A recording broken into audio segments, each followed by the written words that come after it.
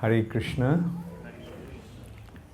So, as Shruti Dharma Prabhu just mentioned, that what this book is all about, I was very fortunate to come across Srila Prabhupada at practically the last year of Srila Prabhupada's presence in this planet, on this planet. But I had the good fortune, an inconceivable good fortune, of coming very close to Srila Prabhupada and being with him practically all the time for about 9 months. And well, I naturally considered that to be my inconceivable good fortune and sheer causeless mercy of Srila Prabhupada. But I never really thought that those interactions that I had with Srila Prabhupada was that important. They were very important to me, but in simple words, I never really thought of writing those memories down. But recently, many of my godbrothers had been requesting me to write them, and especially when I started to get a lot of pressure from some of my senior godbrothers. And their point was that the time that you had with Srila Prabhupada is very important and it needs to be recorded and left behind for the posterity. Often I spoke about my memories with Srila Prabhupada, but finally I am just presenting it in a book form. When I started writing, actually my writing started from going back to India from the West, and then how I started to search for a guru in India and the experiences, and then finally meeting with Srila Prabhupada. But when my editor started, he went through that, he requested that I also speak about my own life. And so I did that. Incidentally, the editor is the younger brother of Tamal Krishna Maharaj. How many of you know Tamal Krishna Maharaj? Thank you. So Tamal Krishna Maharaj's younger brother is the head of the Department of English in the Iowa University, University of Iowa. And he is editing, and he is the one who suggested that I write about myself. So that is the first chapter, and this one chapter kind of describes what I had gone through my whole life, and I'll just start off from the beginning, but then I'll go into, in a way I feel bad to speak about myself, because the book is meant to speak about Prabhupada, not myself. And also another consideration is that a sannyasi's past is dead. That life is another person. And after sannyas, it's a kind of a rebirth. During sannyas, you go through the ceremony This, of course, doesn't happen in ISKCON. Srila Prabhupada didn't really introduce all those elaborate and complicated aspects of these ceremonies. But one ceremony before sannyas is the ceremony of dying. So understanding is that the sannyas life is a new life. Your past life, everything is like, we had so many lives before, but do we care about those lives? So in a way, I also felt that that didn't really matter so much. But since he insisted, that I kind of wrote in a few pages, and I was also requested that I start reading from there. I was thinking of skipping the first chapter and starting from the second chapter where my spiritual search began. But anyway, I'll just read from that. This first chapter is entitled as On the Road, because at some point I left India and came to the West, and although many of my friends, those who were coming to the West, they were flying, but a friend of mine and I, being inspired by the youth of America at that time, those who are going to the East, going to India, on overland, we thought of going to the West overland. And that's what we did. That's why this chapter is entitled as On the Road. So anyway, so I started it like, I was inclined towards spiritual life from my childhood. My mother was a pious Hindu who, though she worshipped many gods and goddesses, taught me to have faith in Krishna and Ram, depend on them, and call out to them when I was afraid or sad or distressed. My father was educated, progressive, and westernized, with little spiritual interest. He had found success in the pioneering stages of the Indian film industry, and material prosperity was his main concern. We lived in a prosperous neighborhood in Calcutta, and though motor cars were rare in those days, my father had two. One for local transport and a jeep for outdoor work, such as shooting on location. While his brothers took public transport and wore dhotis and kurtas, traditional Indian wear, he wore three-piece suits and was driven to work by a chauffeur. He was my hero, and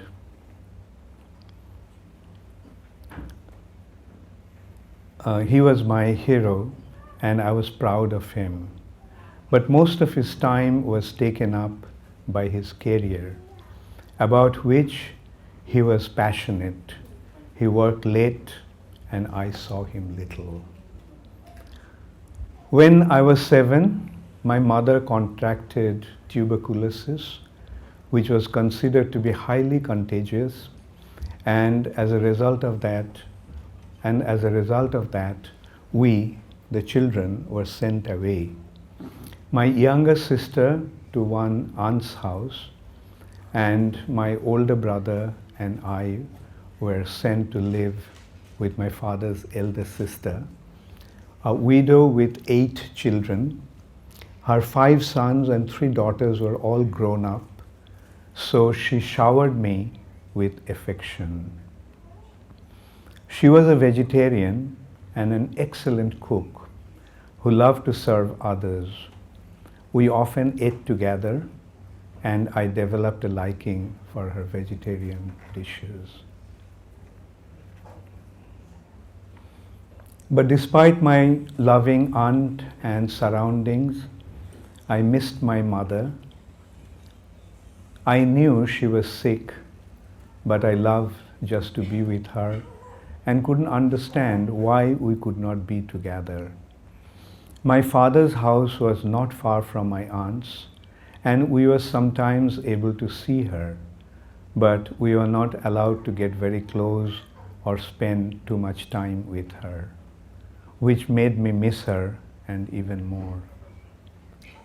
So one day, during a birthday party of one of my cousins who lived nearby, I sneaked out to see her. When I looked in, she was sitting up in bed, propped up by pillows, with her eyes closed. I stood at the doorway, not sure whether to approach her, but when she opened her eyes, I could see her look so happy and surprised, and she beckoned to me to come closer. She thought that someone had brought me, but when I told her that I had snuck away and come by myself, she hugged me and started to cry. I laid my head on her lap and she caressed me, tears coursing down her cheeks. Then she drew me in and held me in a tight embrace, comforting me with the warm beating of her heart. A few days later, one of my uncles came to fetch my brother and me from our aunt's. I thought we might be going to see our mother, but when we went to put on our shoes, our uncle told us not to. I could tell that something was wrong. I didn't know what had happened, but my brother broke down crying. He understood that family members were not supposed to touch any inauspicious objects, including leather, when someone had died. So I was about 8 years old when my mother died, and that kind of broke our family. My father lost interest in everything, and he kind of felt that he was the cause of my mother's death because of his neglect.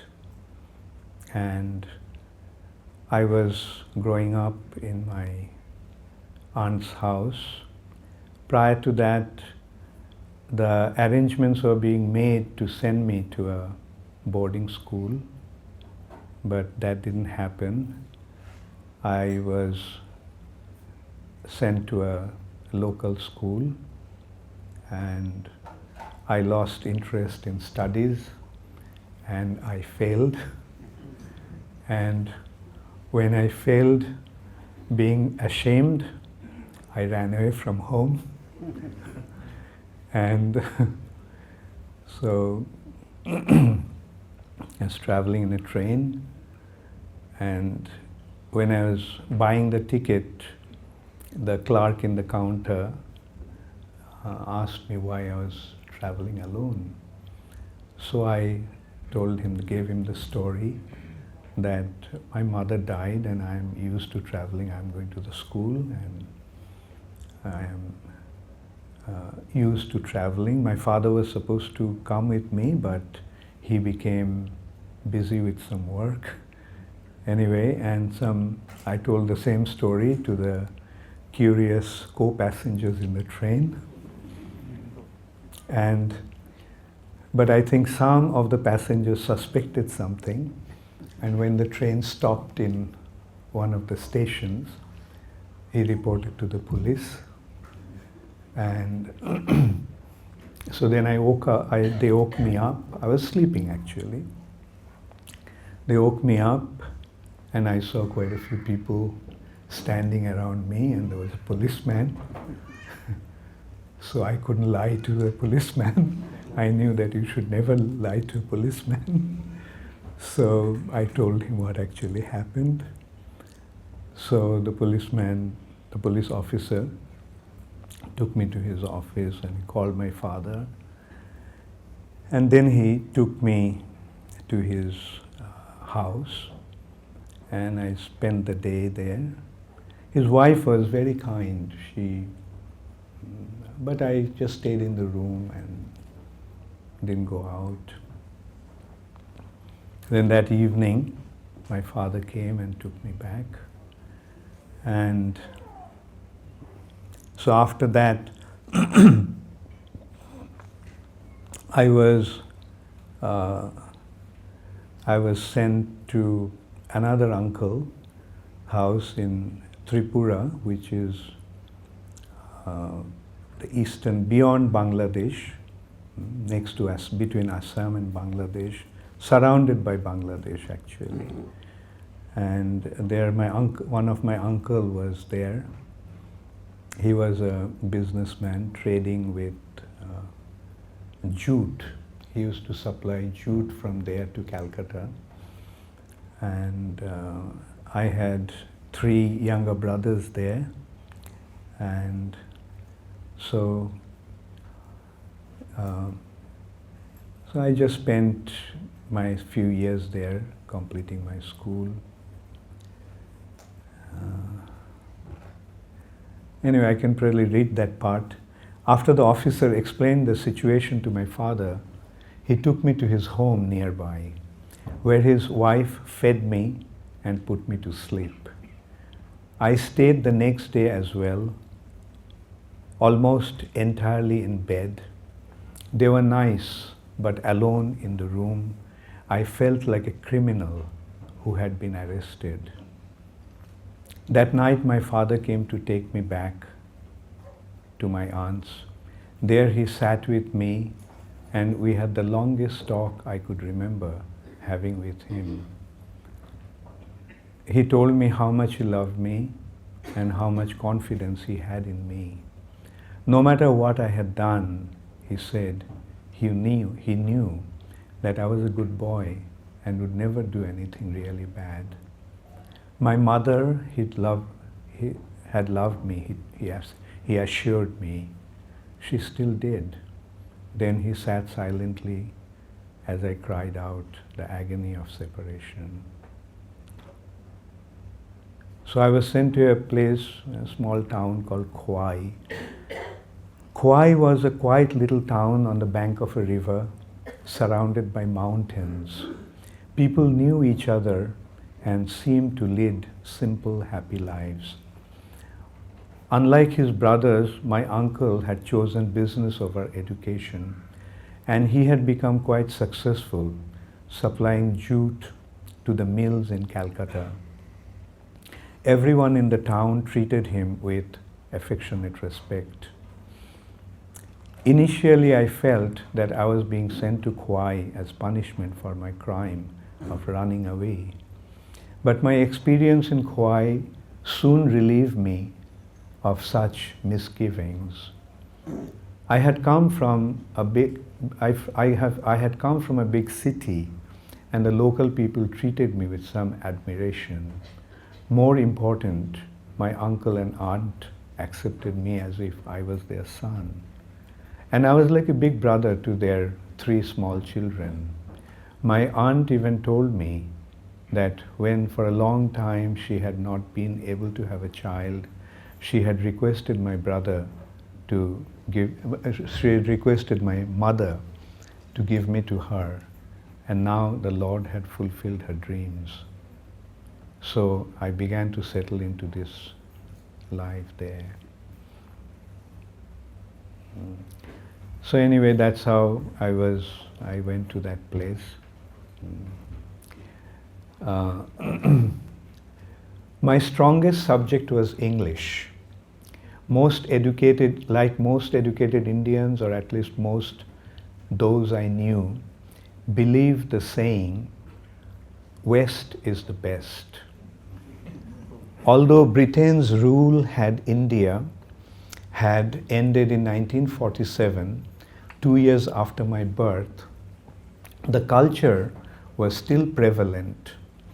As one of my teachers told us, quote, if you want to learn English, you have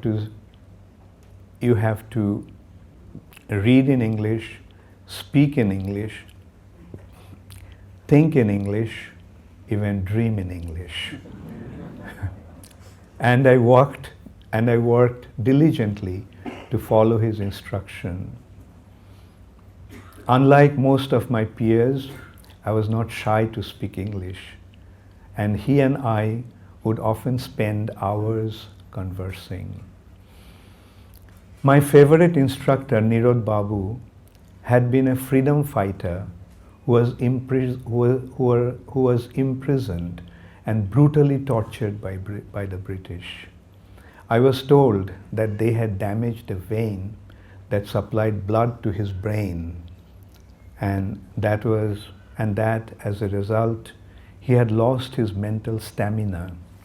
He would often become exhausted and sit in pain, holding his head in his hands.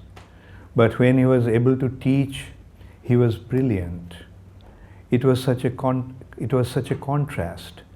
He had been a freedom fighter trying to free India from the British rule and hated the British, but he loved their language. I loved literature and was fascinated by authors' wordplay and stories. We read works by not only English authors, but also many Russian and Europeans, such as Tolstoy, Dostoevsky, and Dumas. Their influence was so strong that although I appreciated Indian authors, I naively presumed that their writings had been influenced by their Western predecessors and counterparts. So then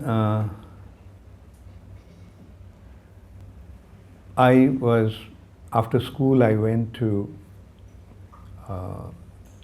Darjeeling, where another uncle of mine was, and so I did my studies there. But then I got a scholarship for flying training, and that could have, anyway. So then I came back to Calcutta, and then finally I decided to go to the West.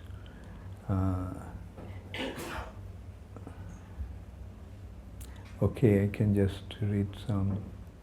Those days, many young people from Europe and America were traveling overland to East in search of spiritual life.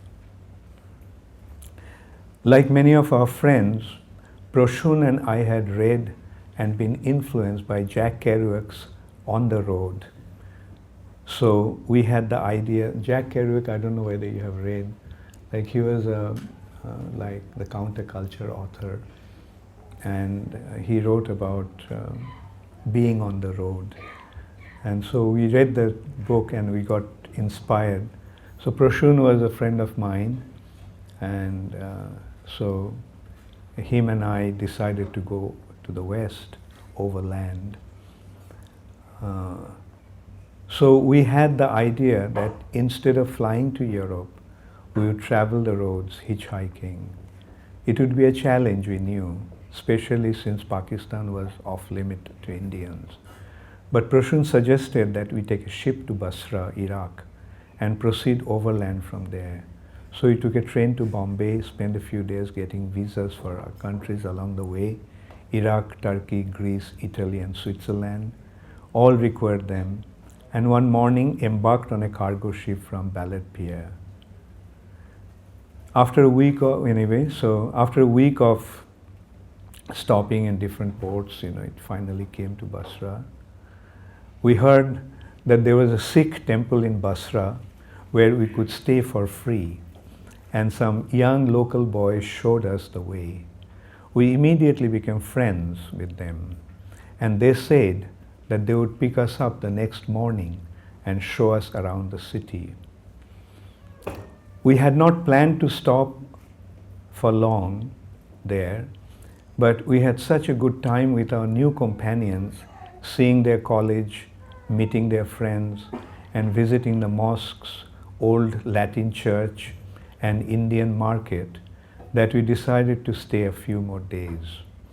In the evenings, we all sat around talking and drinking tea in an open-air cafes known as casinos. There's the Shatil Arab river, and on the bank of the Shatil Arab, they have these open air restaurants, sort of, and people used to gather there in the evenings, and there used to be TVs, they would watch TVs, and some would smoke hookah. And anyway, so that's where we all used to end up in the evenings. Known as casinos, though there was no gambling on the banks of the Shatil Arab river. 3 days later, Prashun and I took a bus to the highway on which we would hitchhike to Baghdad.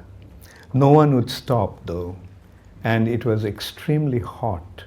So after several hours, dejected over the failure of our attempt to hitchhiking across the continent, but also relieved to be out of the scorching sun, we got on a bus.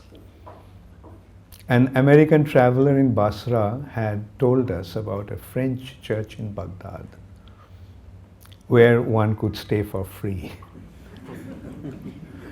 And when he found it, a beautiful cathedral in the middle of the city, we received a warm welcome from a middle-aged French priest. In Baghdad, as in Basra, Prashun and I made friends quickly. We connected with a group of affluent university students who showed us the city and hosted us at restaurants, responding to our expressions in gratitude by saying, "No thanks for duty." Like that was their very common expression. Like when you said thank you, they would respond by saying, "No thanks for duty." They are fun-loving but strict Muslims, so they did not drink or smoke. And we visited them in their homes practically every day, sipping tea from small, fine, gilded glasses in their large villas and beautiful gardens. One of their mothers washed and pressed our clothes for us. And when we got them back, I found that one of my socks, in which I had worn a hole, had been perfectly mended. So, okay, let me just keep reading this part. Even with our friends' warm hospitality, however, I was determined to resume our journey. I tried to convince Prashun to come along, but he was adamant on staying back. He seemed to want to be on his own, maybe free from my association and influence. He had left India to experience the world, he said, and wanted to take full advantage of the opportunity to spend time with our new friends. He was enjoying himself and he wanted to stay on, so we agreed to part ways. I would leave the following morning. Mark, an English traveler whom Prashun and I had met in the church, had witnessed our conversation and asked if he could join me. We had already developed an amiable relationship, so I agreed. When one of our Arab friends, Ahmed, heard that we were heading north towards Turkish border, he suggested that we visit his family in Zako in Kurdistan. So that was our next destination. Having found hitchhiking in Iraq practically impossible, I suggested that we travel by bus. Ahmed had alerted his friends that we would be coming. So when we arrived, we were greeted by a warm reception and brought right to his house. His father, an old man with a long flowing beard, greeted us with a broad smile. He did not speak any English, but Ahmed's sister was fluent, and both she and his friends took great care of us. Zako was a small town with little to see, but we were drawn in by its ruins, which bore signs of rich history and culture. Few of Ahmed's friends spoke English, but we developed a simple bond of friendship with gestures and smiles. We played soccer together, and afterwards we would cool ourselves in the shallow waters of the local river. Orchards of apples and pears and figs grew on its banks, and we would sit beneath the trees and enjoy their fruits. When after 3 days the time came for Mark and me to move on, many of our Zaku acquaintances, even the women, came to their doors to bid us farewell. After my experience in Basra, I was not optimistic about hitchhiking, but this time Mark insisted. Several of the boys walked with us to the highway, and as we tried to hitch a ride, they stood nearby watching. As hour after hour passed without success, I gave up whatever little hopes I had. Finally, one of the boys got an idea, and the next thing I knew, a few of them had stopped a passing truck, spoken to the driver, and were waving at us. They stopped a truck, they spoke to the driver, and convinced him to take us to the Turkish border. And so then they called us. That's how we got our first ride. And and were waving at us. Somehow they had convinced him to take us to the Turkish border. As the truck pulled out, Mark and I looked back gratefully at our friends, waving from the side of the road. The driver spoke a few words of English, just enough for us to carry on a friendly conversation. He was going into Turkey, to Diyarbakir, he said, and would take us there. When we reached the outskirts of the city, Mark suggested that we not enter, but stay on the road. It was already quite late, so we decided to spend the night on the roadside. I had never slept out in the open, and it was a wonderful feeling to rest on the bare ground under the star-studded sky.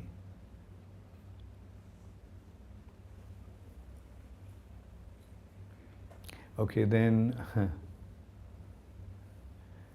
our plan was to stop in Malatya on our way to Ankara. There were two possible routes.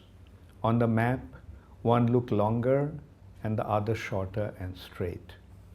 So we decided to take the shorter route. But then soon we found out that the shorter route was actually a mountainous road. So we got a ride, but we got stuck. So there we had a wonderful experience. I was excited to see the interior of Turkey, and the place was enchanting. The mountains were cut from the red rock with only sparse vegetations. A river flowed along the valley below, banked with a stretch of lush green. Clusters of village houses dotted the landscape. I suggested to Mark that we go down to the village. Actually, it was already, we started in the morning and it was already in the afternoon. We had nothing to eat, so both of us, it was hot and we were hungry. So we decided that I suggested that we go down to the village and see if we could find something to eat. When he said that he thought one of us should stay on the road and try to stop a car, I offered to stay. It would be a long way down to the village and an even longer way back up. So Mark said, "Why don't you go?" He said with a smile. We finally decided to settle by a toss of a coin. I lost and had to go. I climbed down the winding path, but even in the village there were no shops. So I walked up to a house and knocked. A woman came to the door, but when she saw me, she screamed and slammed the door on my face. Giving up hope of finding food, I climbed back up to the mountains to the road and told Mark what had happened. We sat for a few more hours under the walnut tree, shading ourselves from the sun, our stomach burning with hunger, and we discussed our mistakes in taking the mountain road and considering going back to the other route. Suddenly, several boys came to view. They silently approached us with two large covered metal plates and placed them before us. When we removed the coverings, we found homemade Turkish bread, raw green vegetables, and large pieces of goat cheese. We thanked the boys profusely and then ate while they sat around us, watching and speaking amongst themselves in a language we couldn't understand. After a short while, several village women came up and sat behind the boys and started to watch us. One of them was from Lebanon and asked whether we knew French. Mark was fluent, and we learned from her that when the woman had shut the door on me and had seen that I was climbing back up to the road, she had called to the other women and told them what happened. They had presumed that I had been looking for food, and spotting the two of us, they had sent the boys with the plates. The other residents, the women said, had hardly seen a foreigner in their entire lives. So the arrival of an Englishman and an Indian was quite an event.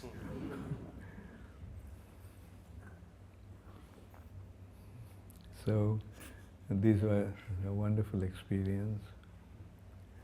Okay, then we, near Ankara, we met three English boys from York University traveling in an old station wagon, and they picked us up. And we had a ride all the way to Istanbul. Istanbul's Sultan Ahmet, near the Blue Mosque, did not look like Turkey. It was full of young Americans and Europeans. Their alternative hippie lifestyle were new to me, but most were quite broad-minded, and we made many friends. The dormitory-style hotel was so cheap that we could afford to stay for a while, and we made many friends, including a young American, Larry Baker. Every morning, Mark, Larry, and I would go for breakfast at the pudding shop, a restaurant popular among young travelers, where we spent a good deal of our time. The food was delicious and cheap, but the most interesting feature for me was the atmosphere. It was alive with free-thinking youth who were open to making friends and sharing their experiences. Some of them had been in Istanbul for months, living day by day, playing music, and just hanging out. We roamed the city, visited historic sites, and just sat and chatted on the banks of the river. One morning, Mark suggested that we go to Topkapi. Anyway, that is the palace, and we visit. Mark and I stayed in Istanbul for a full week. The day before we were going to leave, we were sitting in a park with Larry when two young men approached us and asked if we would like to smoke some hashish. Neither Mark nor I were interested, but Larry left with them. He didn't come back that night, and the next morning, worried, we told the manager of the pudding shop, we are concerned that those young men could have been the plainclothes policemen, and that Larry might have been arrested. The manager told us not to worry. If anything, even if there were police, they would just frame Larry to get a bribe. Drugs were not a big deal in Turkey unless you are caught with smuggling large quantities. Larry didn't return that morning, but reassured by the manager, we posted 2 notes on the pudding shop's notice board, one for Larry and one for Prashun, and left for Greece. Like many Indian boys, I had been enchanted by Alexander the Great. My brother had told me the story of Alexander and the massive, legendary horse, Bucephalus. No one had been able to tame Bucephalus, but Alexander spoke to it soothingly and turned its head towards the sun so it could not see its shadow, which had been the cause of its distress. When Bucephalus was subdued, Alexander was able to ride it, and the horse served as his mount until it died during his invasion of India. I had also loved hearing about Alexander's encounter with the Persian king Darius. Darius had a huge army, 5 times larger than Alexander's. So when he had been challenged by Alexander, whom Darius considered to be a mere boy, he was so confident of victory that he brought his wife and mother along with him. But Alexander attacked him unexpectedly at a mountain pass, away from the battlefield. Darius ran away, leaving behind his wife and mother, who were taken into custody. When he then offered a huge ransom in exchange of their freedom, Alexander replied that he was not interested in the ransom, but would release the women if Darius appeared before him and knelt in submission. Darius did as ordered, and Alexander set the women free. So this way just recalled some anecdotes that I learned from my childhood. We were headed to Thessaloniki, Macedonia's capital, near Alexander's birthplace in Pella.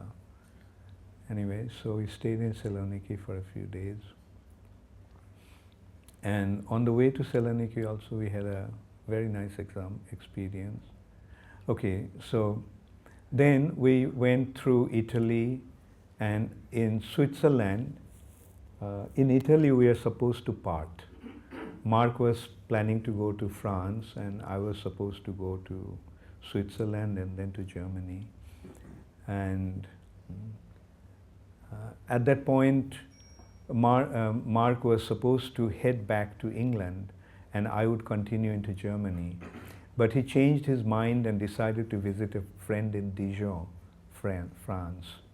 I was already feeling sad at the thought of our parting ways.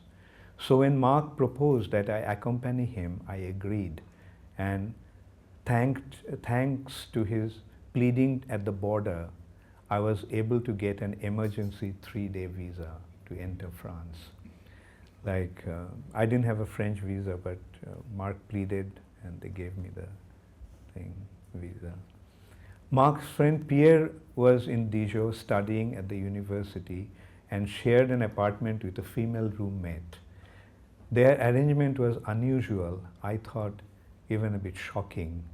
Like, to me, a boy and a girl sharing an apartment was kind of, that's the first time I had the experience of the West, of the youth. And anyway, so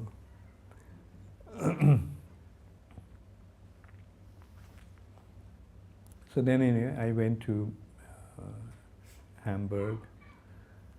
One of the first people I befriended in Hamburg was Bill McCabe, an American exchange student from the University of Dayton. In India, I had been a member of the United States Information Service, which had a good library and promoted various aspects of American culture. One of his features was jazz club. It was a jazz club, and every Saturday afternoon, my friends and I would listen to swing and bebop and challenge each other to identify each musician. America House, where I met Bill, was the German counterpart, beautifully located in the middle of a large garden near the university. I went there frequently, most to read in the library.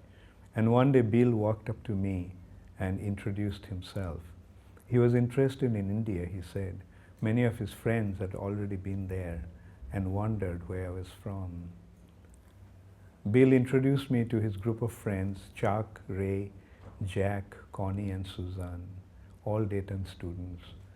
My German was still not very strong, so I did not develop such close relationship with many local students, but my friendship with this group developed quite spontaneously. And anyway, then, this is one day when we are all together, Chuck asked me whether people in India really died of starvation. In fact, most of the people I met in Europe, even my friends, thought that India was extremely poor and that its people were starving and homeless, having been maimed by Indian culture's degraded mentality and superstitions. I replied that although I had been born and raised in India, I had never seen a single person dying of starvation. When the others told me what they had heard and read about India's poverty-stricken condition, I cited my country's glories. Why had Columbus ventured so far to search for India, in search of India? I asked. Why had it been considered the crown jewel of the British Empire? Then Chuck asked, then why India is so poor? India is not interested in material prosperity, I countered, but in developing her spiritual riches, because material wealth was not her first priority. Foreign invaders found little resistance and stole all they could.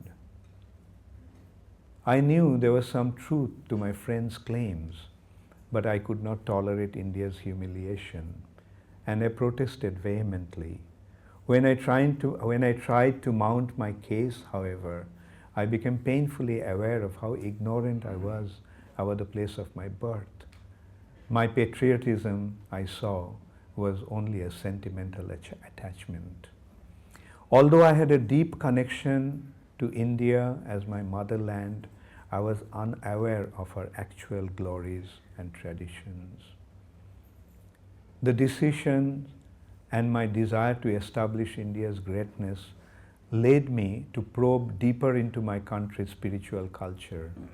I already knew the importance of spiritual life and was aware of the existence of the soul, but now I felt compelled to learn life's actual nature, purpose, and ultimate goal. I wrote to my friend Hitu Malkani, whose family had a bookstore in Calcutta, and he sent me a copy of Paul Brunton's A Search in Secret India. At first, I was vexed by having to read about India's glory from an Englishman. But the more I read, the more I appreciated. Brunton was a journalist who had gone to India on assignment and while there, been drawn in by its spiritual heritage. He had met many sadhus and finally surrendered himself in discipleship to a well-known spiritual leader from South India, Ramana Maharshi. When I asked Malkani for books that described India's spiritual philosophies in greater depth, he sent me a few books by Vivekananda, Patanjali's Yoga Sutra, Dr. Radhakrishnan's Bhagavad Gita, and Paramhamsa Yogananda's Autobiography of a Yogi. Anyway, so finally, I decided to go back to India. So, anyway, so that leads us to the next chapter. When I landed in Delhi, I went straight to Haridwar, one of the holiest places in India, at the foothills of the Himalayas on the bank of the Ganges. I had been fascinated with the place since childhood.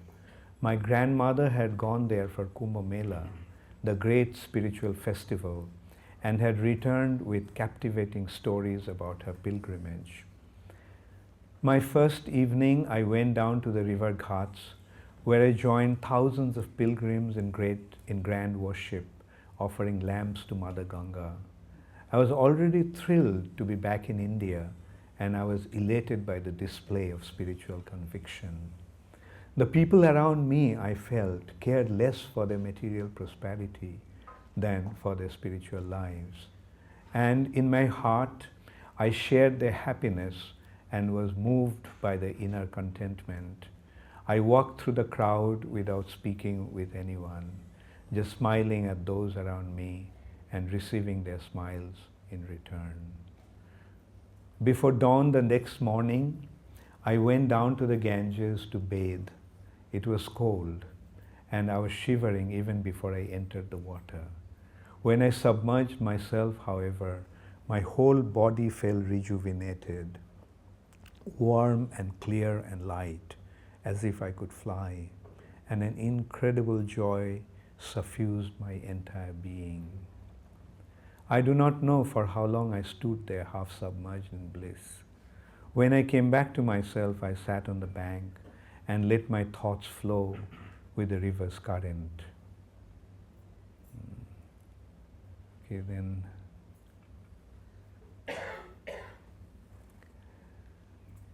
So I was staying in a kind of guest house, government guest house, and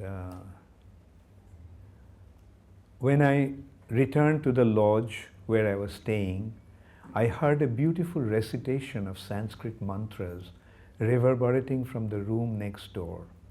I just sat there listening to the vibrant, melodious sound.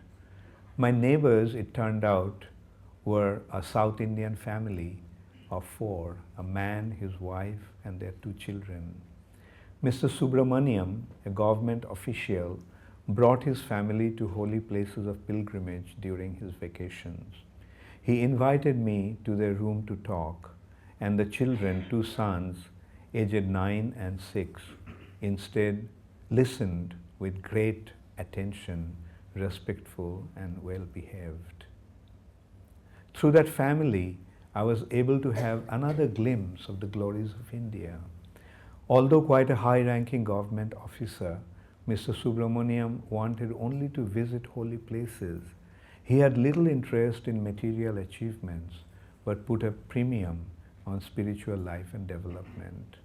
Most impressive was the way he was bringing up his children. This, I saw, was an important part of India's spiritual heritage, alive and well in contemporary family life. So from Haridwar, I went upstream to Rishikesh, which was quieter, more natural and less commercial, with many yoga ashrams and spiritual seekers from around the world. Sadhus gathered on the banks of the river, some stark naked, others in just a loincloth. Most were smoking hashish, and some invited me to join them, but I declined. In the West, many of my friends have smoked hashish, and I have seen how stupid they became when they did. With the activities of their brains subdued, the activities of their hearts became prominent, giving them a feeling of ecstasy. So when I saw the sadhus smoking, I knew not to waste my time. They were not for me. So anyway, then from Rishikesh, I traveled through the Himalayas to Devaprayag, Alakananda, Rudraprayag, and finally to Joshimath. I wanted to continue to Badrinath, but winter was approaching and the road had been closed.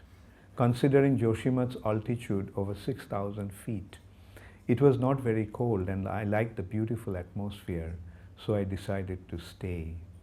There I actually encountered a very interesting American couple. I'll come to that. In Joshimath, I became friendly with the manager of my guest house, who would entrance me with stories of the area's saintly personalities. One day he told me about an American couple who were living high up in the mountains. They had been there meditating for at least 2 years, only rarely coming down from their retreat. I wanted to meet them, I said, but he told me that they did not meet anyone. If anyone approached, they would chase them away. Still, I insisted they probably would not mind meeting me, since I was a seeker too, and could benefit from their experience. They had a close connection with a doctor, the manager said. He sometimes visited the couple. Maybe he could help me to meet them.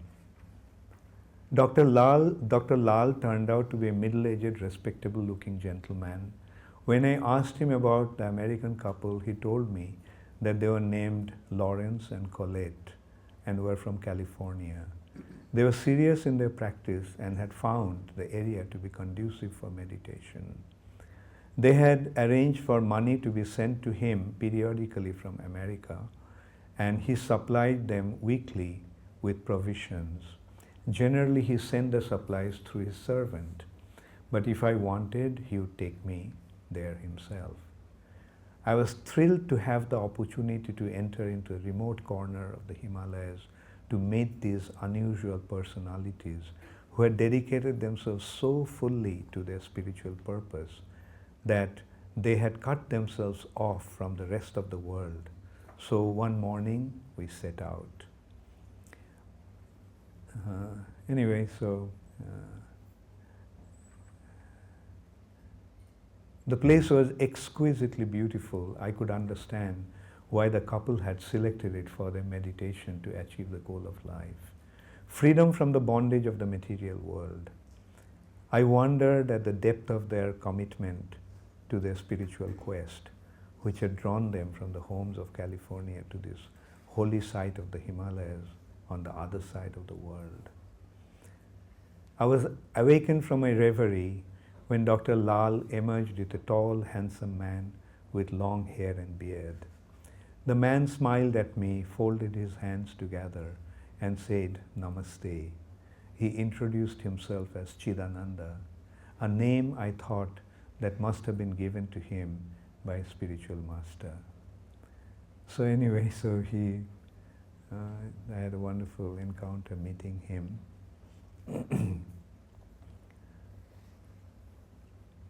So, my encounter with Chidananda was one of the most memorable experiences I had in my time in the Himalayas. But I had not yet found my guru, and I was still searching. Next, I descended to the Gangetic Plains. I stayed at many ashrams and monasteries and associated with many spiritual practitioners. And all of my experiences were unique and educational. But one stood out in its depth. I had known about the female saint Anandamayi Ma from my childhood. One of my aunts was her disciple, and she had told so many fascinating stories about her. So when I came across one of her ashrams on the bank of the Ganges, I decided to stop for a visit. The atmosphere of the ashram was serene, and the residents were friendly. The ashram head, Sarupananda Swami, took a liking to me and treated me with warmth and great care. And we spent a lot of time together. Seeing my sincere search for a guru and inclination to a spiritual life, he considered me to be a ripe candidate for discipleship and decided to take me to Anandamayi Ma, who was in Benares at that time. The Benares ashram was packed with Anandamayi Ma's followers and admirers, but she treated me with special kindness and affection, and spent considerable time answering my questions and offering advice. Every evening she would have a public darshan which hundreds of people would attend. Most of the time she simply sat there in silence, and people were happy just to see her. Senior disciples would speak about her glories and discourse on various spiritual topics. Sometimes there would be a kirtan, congregational chanting, and during the kirtan, Anandamayi would sometimes fall into a trance. Since she would often sit there with her eyes closed, I could not always tell. I could not always tell when she was in a trance. But her assembled disciples would make a sound in unison, a kind of howling that sounded strange in such a solemn atmosphere. At first I didn't understand its meaning, but then I found out that it signaled that her trance had begun. I felt a deep respect for Anandamayima and considered her to be an exalted spiritual personality. But most of her answers seemed to be like riddles, and I did not know what to make of them. Anyway, so that was some sort of encounter. So then, finally,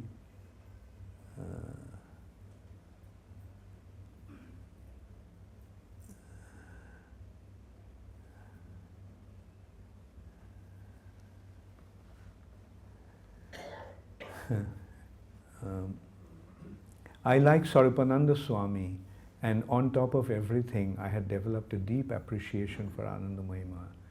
Finally, I decided to join. I almost joined that ashram. So one evening, Swarupananda Swami took me to see Anandamayi in her room. When he raised the topic of my joining the ashram, joining the ashram, she looked at me, smiled affectionately, and declared, "He is not meant for this ashram. He belongs somewhere else." And then she said something I just don't want to mention anyway.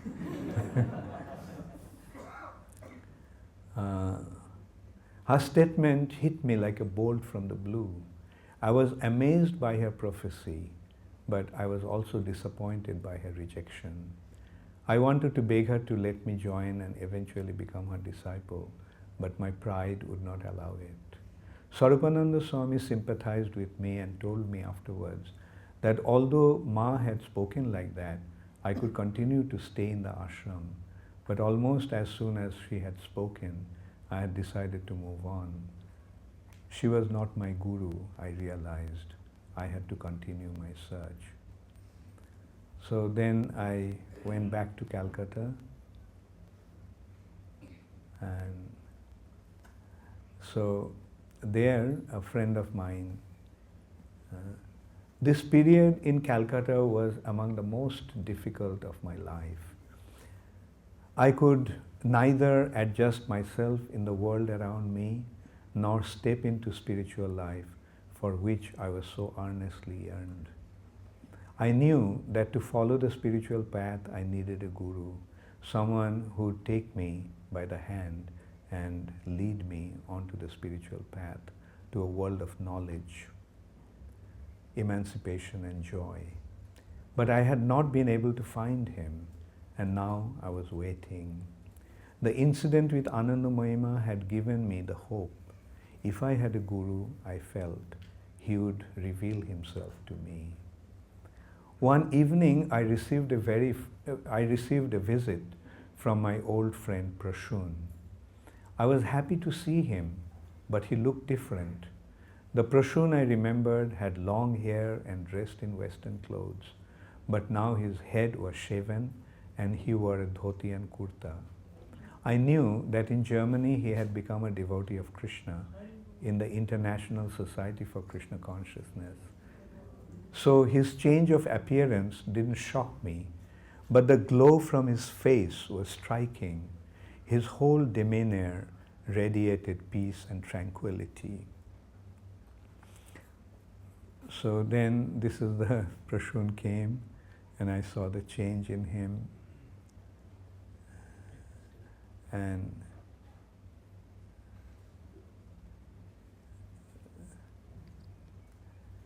so when I heard that Prashun had joined ISKCON, I did not think he was serious. Seeing how he looked When he came to see me, however, how effulgent he looked, I had to revise my impression. "Are you really serious about your involvement?" I asked him. He answered with a gentle smile, "Yes," he told me how he had joined ISKCON in Berlin after reading a book by its founder Acharya A.C. Bhaktivedanta Swami Prabhupada, Sri Ishopanishad. Now he had returned to help Krishna consciousness movement in India and was serving as the vice president of the temple in New Delhi. He invited me to go to Delhi, but I remained non-committal. He did not try to persuade me or preach to me, but just spoke and enjoyed each other's association. I was impressed with the life Prashun was leading, abstaining from meat eating, intoxication, illicit sex and gambling. But what impressed me the most was his love and respect for Srila Prabhupada. When Prashun spoke about him, his eyes lit up and his face radiated with joy. I thought his attachment might be merely sentimental, but I was impressed nonetheless. So then Prashun actually took me to their temple and I met the devotees. And there, one day I got the nectar of devotion.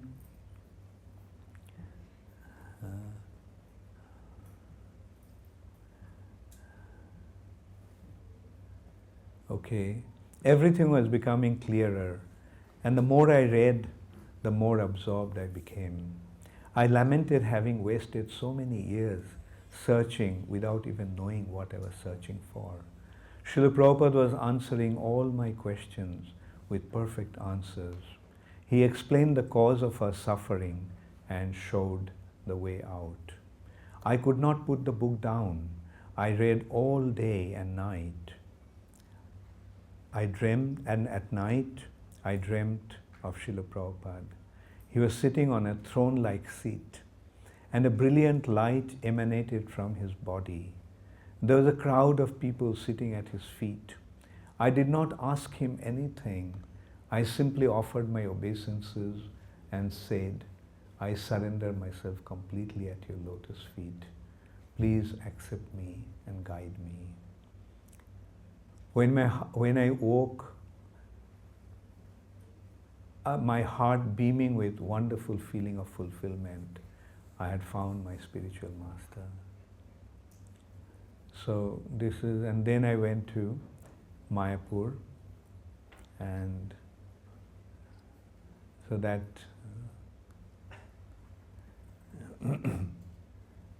so the devotees were very friendly and invited me to stay there, and they were all requesting me to stay there and become a devotee, or at least give it a try. And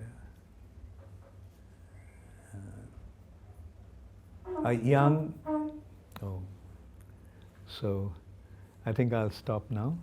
The Arati will. So how do you feel about this?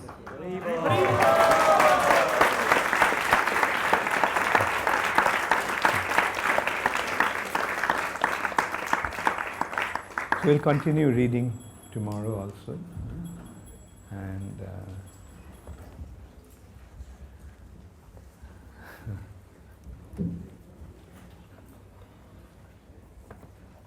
Jai Shri Shri Radha Gokulananda ki Jai.